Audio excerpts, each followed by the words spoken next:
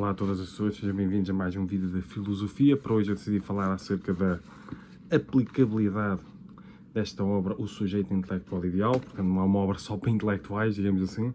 É para nós compreendermos, é porque eu faço aqui uma abordagem também do sujeito holístico ideal, que é o sujeito pensado na sua totalidade. Portanto, não é só o sujeito intelectual ideal, o intelectual no sentido da utilização do pensamento, de critérios de exigência, de pensamento crítico, da excelência no ato de pensar e de ser, não é como falo na sinopse, mas também na prática de virtudes morais, intelectuais, emocionais, que nos ajudariam a pensar da melhor forma possível, e faço também uma desconstrução do nosso ego, a mostrar como é que o nosso ego boicota a nossa busca pela verdade, a nossa busca por uma excelência do ato de pensar, a nossa busca pelo brio intelectual, no sentido de pensarmos da melhor forma possível e compreendermos da melhor forma possível, principalmente aquilo que é mais difícil para as pessoas, que é aquilo que eu chamo de alteridade intelectual, que é o diferente, o contrário, o contraditório e o desconhecido, que as pessoas têm muita dificuldade de relacionar com a diferença, com outras perspectivas, com outras ideias, com outras ideologias. Isto também é uma questão da neurociência, não é? É mais fácil um preconceito e um estereótipo do que fazermos um esforço para pensarmos melhor acerca das coisas. Portanto, o nosso ego é um sistema de sobrevivência, eu falo aqui no livro também. Eu falo também nessas obras aqui, ensaio sobre individualismo intelectual e terapêutico e ensaio filosófico sobre a felicidade e a sexualidade, são continuações, mas neste vídeo estou a falar acerca desta obra, O Sujeito Intelectual Ideal. Portanto, o nosso ego é importante porque eu faço uma desconstrução do nosso ego, faço uma análise do nosso ego, faço uma exposição do nosso ego para mostrar de que forma aquilo condiciona a nossa forma de pensar, mesmo de forma indireta e inconsciente. O nosso ego é um sistema de sobrevivência, não é? Está formatado com base na busca de prazer imediato e com base na fuga da dor, não é? Na fuga os maiores medos para o ego é a morte, a rejeição e a dor, digamos assim. Portanto, ele tem uma formatação própria, ele tem um enquadramento próprio e funciona de forma inconsciente, tem os seus gatilhos, tem os seus automatismos, e pensar da melhor forma possível. Está formatado com base numa fuga do desconforto, não é? O ego busca conforto constantemente, não é? E está formatado com base na fuga do desconforto, só que por vezes, para nós pensarmos da melhor forma possível, nós precisamos de enfrentar o desconforto, ou sair da própria zona de conforto intelectual. Portanto, para isso é preciso praticar virtudes, é preciso uma responsabilidade intelectual e filosófica, é preciso praticar virtudes como a emocional, a intelectual e a moral, por exemplo. E para vocês compreenderem bem este enquadramento, eu vou-vos contar uma pequena história contada por um físico a propósito da teoria da relatividade geral de Albert Einstein. Consta que, e vou encurtar a história, quando o Sir Eddington fez os cálculos para mostrar, que estava a comparar, não é? E convidou toda a comunidade científica a fazer os cálculos na hora, a propósito de um eclipse solar, algo do género, e consta que, quando estava ali a comunidade toda científica, ele fez os cálculos e foi provado que Albert Einstein estava certo e Isaac Newton estava errado, a propósito, acho que creio, de uma parte da teoria geral da relatividade. Uma boa parte da sala, vestido pelo físico, pôs-se logo a andar. Não quis aceitar essa nova proposta de verdade, não quis aceitar que isso fosse possível. Portanto, estavam ali os grandes inteligências do planeta, estavam ali os grandes intelectuais, os grandes físicos, tudo ali de alto gabarito. Alguns, se calhar, até ganharam o Prémio Nobel e, no entanto, não quiseram, uma boa parte não quis aceitar uma nova proposta de verdade. Isto tem várias nuances por trás e isso também deve levar a uma reflexão, porque este tipo de coisas acontece, digamos, no dia-a-dia das pessoas, não é? Quando aparece uma nova... Porque uma das coisas mais difíceis que existe no mundo é mudar, é a mudança, e uma das coisas também mais difíceis que existe é relacionar com a diferença. Porque o próprio mudar pressupõe tornar diferente. Estão a perceber? Então, uma das coisas mais difíceis que existe no mundo é mudar e relacionar com a diferença.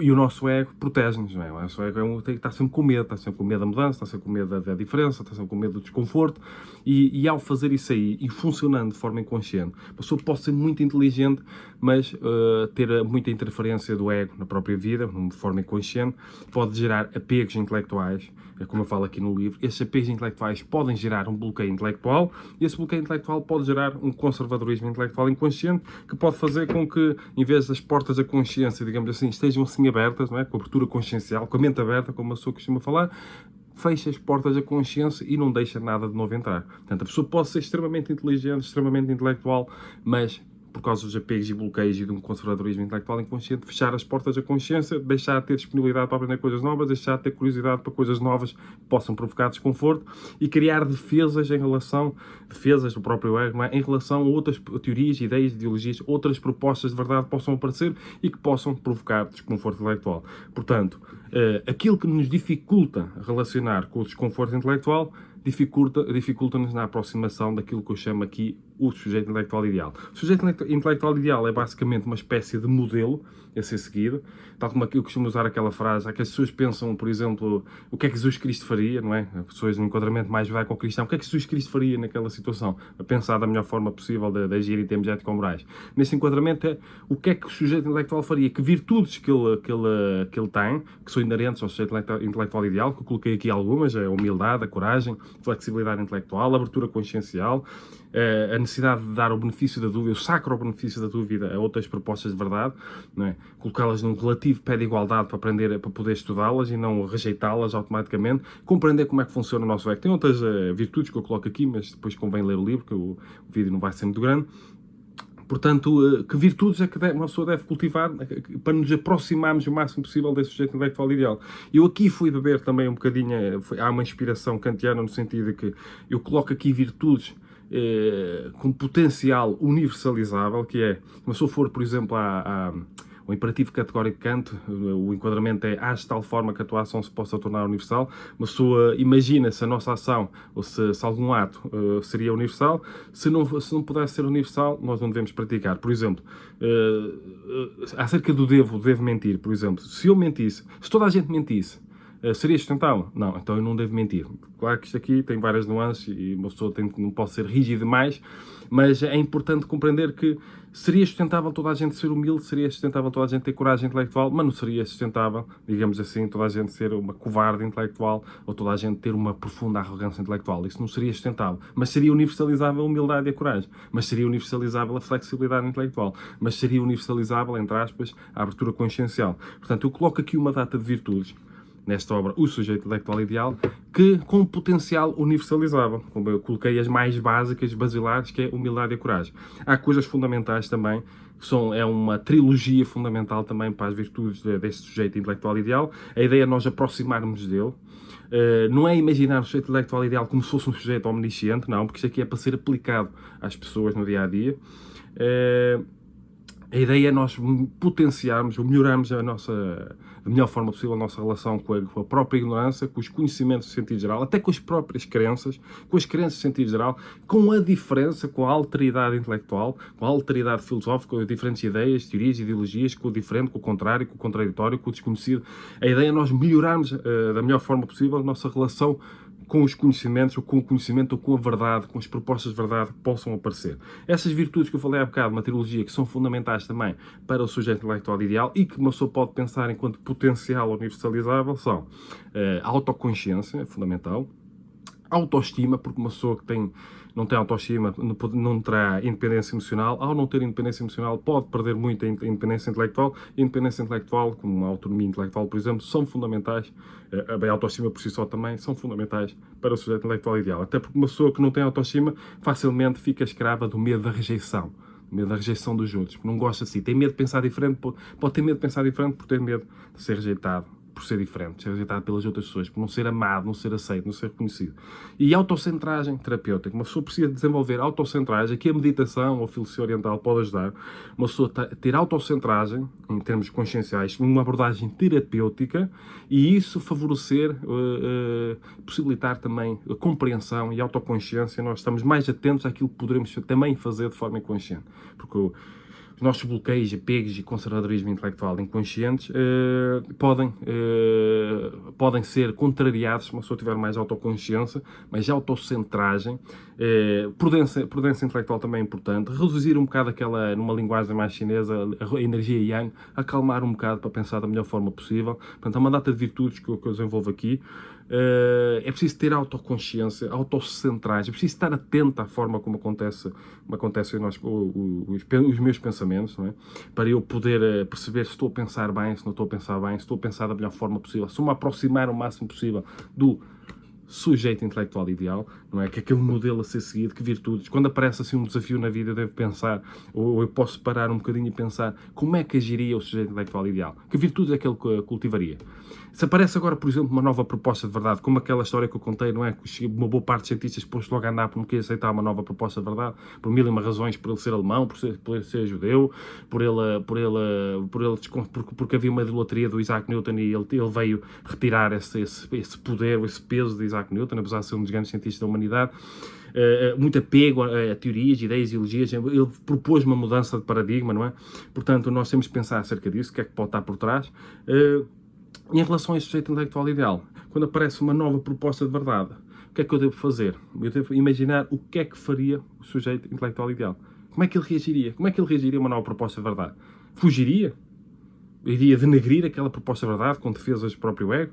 Ou procuraria compreender mesmo que isso provocasse desconforto intelectual? Estão a compreender? Agora, este procuraria compreender mesmo que provocasse desconforto intelectual é um comportamento que aproxima as pessoas do sujeito intelectual ideal. Enquanto fugir da nova proposta de verdade só porque ela provoca desconforto intelectual, distorcê-la, denegri-la para tornar mais facilmente refutável, por exemplo, uma falácia de espantalho, isso afasta as pessoas do sujeito intelectual ideal. Portanto, o nosso ego, enquanto sistema de sobrevivência e produção da espécie, ele afasta as pessoas do sujeito intelectual ideal porque ele é conforto-centrista e imediatista. Ele busca conforto na imediatidade. Portanto, nós temos de contrariar o nosso ego em muitos enquadramentos para nos aproximarmos do sujeito intelectual ideal. Portanto, isto faz uma desconstrução da consciência, é uma filosofia da consciência também, e faz uma desconstrução, e neste livro também proponho uma desconstrução, uma análise também, uma compreensão do nosso ego e de que forma é que nós temos de contrariá-lo em mil e um aspectos, para nos podermos aproximar do sujeito intelectual ideal e com isso pensarmos da melhor forma possível ou termos uma melhor relação possível com a alteridade intelectual, com a alteridade filosófica, com o diferente, com o contrário, com o contraditório, com o desconhecido, basicamente com outras propostas de verdade que possam provocar desconforto intelectual. E não é fácil. Não é fácil aproximar do sujeito intelectual ideal, principalmente quando uma pessoa tem um ego muito ativo. E esse ego de forma inconsciente. Portanto, fica aqui mais um livro. Eu posso ler a sinopse. Como se comportaria um sujeito intelectual ideal em qualquer circunstância que pudesse provocar desconforto intelectual? Como ele pensaria? Como ele deveria pensar? Que virtudes deveria realizar? A resposta a este tipo de questões encontra-se neste Manual do Pensador, um manual ensaístico que se propõe a contribuir para o desenvolvimento de uma excelência do ato de pensar e de ser, ajudando as pessoas a aproximarem-se o máximo possível daquilo que deveria ser um sujeito intelectual ideal. Enquanto modelo a ser seguido diante das adversidades da vida, também com propósito felicitário, que o objetivo também é ser felicitário. Esta obra é um prolongamento do ensaio sobre individualismo intelectual e terapêutico, mais um desenvolvimento da individuologia, que é a filosofia da individualidade que eu criei. Esta é a obra, ensaio sobre individualismo intelectual e terapêutico, que eu também já começo a falar sobre estas questões do ego, de como, o que é que temos de fazer para contrariar o próprio ego, para esta abordagem do individualismo intelectual, que eu estou centrado em mim, para ter a noção daquilo que eu faço, mesmo de forma indireta e inconsciente, para poder pensar da melhor forma possível. Porque se eu estiver sempre atento aos outros, que os outros já não fazer e não estiver atento àquilo que eu faço, eu poderei cometer todo tipo de erros do meu ego, afastar-me do sujeito intelectual ideal e nem me aperceber disso. Portanto, posso ser muito inteligente, posso ser muito intelectualizado, como uma história que eu contei daqueles cientistas, e, no entanto, ter muitos apegos, bloqueios e conservadorismo intelectual inconsciente, ter o ego muito ativo e estar muito limitado por causa do meu ego e da forma como ele funciona e poderá funcionar de forma inconsciente. Portanto, não é a inteligência que me vai livrar por si só do sujeito, dos condicionamentos do próprio ego. É uma data de virtudes emocionais, intelectuais e morais, uma responsabilidade, uma autoconsciência, autoestima. Portanto, a prática destas virtudes aproxima do sujeito intelectual ideal e uma tentativa de aproximação do sujeito intelectual implica a prática destas virtudes de uma maneira ou de outra. Portanto, então, esta trilogia, todos estes livros podem ser lidos de forma independente, mas se forem todos lidos, eu tenho a certeza, quase a certeza, que se uma pessoa ler estes 3 livros, nunca mais irá pensar da mesma maneira. O objetivo é esse, esta obra pode provocar desconforto intelectual, mas também contribuir para uma mudança, para uma pessoa se tornar mais consciente, até em termos sexuais. Ensaio filosófico sobre a sexualidade. Eu aqui falo muito acerca do ego, o inconsciente, está aqui na capa, no Sistema de Sobrevivência e Reprodução da Espécie, Dança do Acasalamento Humano, que é um conceito que eu tento abordar aqui para as pessoas compreenderem como é que funciona a competição sexual humana, não é? Com a exibição de beleza e de poder e como as pessoas se comportam de forma indireta e inconsciente, relacionamentos, consciência e ética. Portanto, fica aqui esta referência. Eu hoje apresentei esta obra, o Sujeito Intelectual Ideal, foi principalmente esta. Estive na Feira do Livro de Lisboa, com o Dr. Jorge a apresentar, estive também na Feira do Livro de Aveiro. tive também contestar, não é? A Feira do Livro do Porto e no Festival PAN, tive também na rádio Vagos FM, podem ver a entrevista, Vagos FM, Filipe Calhau, conversa com, a propósito do sujeito intelectual ideal. Também estive lá a propósito desta obra, Ensaio Filosófico sobre a Felicidade e a Sexualidade. Portanto, fica aqui mais um vídeo de aconselhamento filosófico. Tenho os livros publicados em formato de papel e em formato digital. Deixo as referências, dou aulas também, de cursos que eu criei acerca destes pois é, tenho cursos criados acerca de cada um dos livros. Deixo a referência na descrição do vídeo no YouTube, podem fazer os cursos, cada aula eu dou a cada pessoa, não é muito particular, adaptado a cada pessoa. Tenho outros livros publicados em formato de papel e em formato digital, podem pesquisar. Se quiserem contribuir para a sustentabilidade e crescimento do canal, além de porem um like, comentarem, ajudarem a divulgar, partilharem outras pessoas, podem fazer doações para o meu MBWay ou o IBAN, que eu deixo na descrição do vídeo no YouTube, porque isto é um trabalho de investigação que eu tenho criado uma data de conceitos novos. Portanto, com base também em muita investigação. Portanto, fica aqui mais um vídeo de aconselhamento ético-filosófico. Também dou consultas para quem precisar. Estou disponível para dar consultas. Basta agendarem. Por exemplo, deixo aqui o meu e-mail. Deixo na descrição do vídeo no YouTube, mas posso dizer aqui, filipeferrecalhau@gmail.com. Portanto, fica aqui mais um vídeo de aconselhamento ético-filosófico. Se quiserem pensar da melhor forma possível e ter pensamento crítico e perceber como é que o ego nos pode condicionar de forma inconsciente, eu dou mesmo a sugestão da leitura. Isto é um manual, uma pessoa pode ir estudando, pode ter na mesinha de cabeceira, ir estudando para pensar da melhor forma possível. Eu dou uma data de conceitos, mostro também um enquadramento da hermenêutica também e da lógica para nós pensarmos da melhor forma possível. Portanto, fica aqui mais um vídeo de aconselhamento ético-filosófico. Sejam felizes e cumprimentos filosóficos.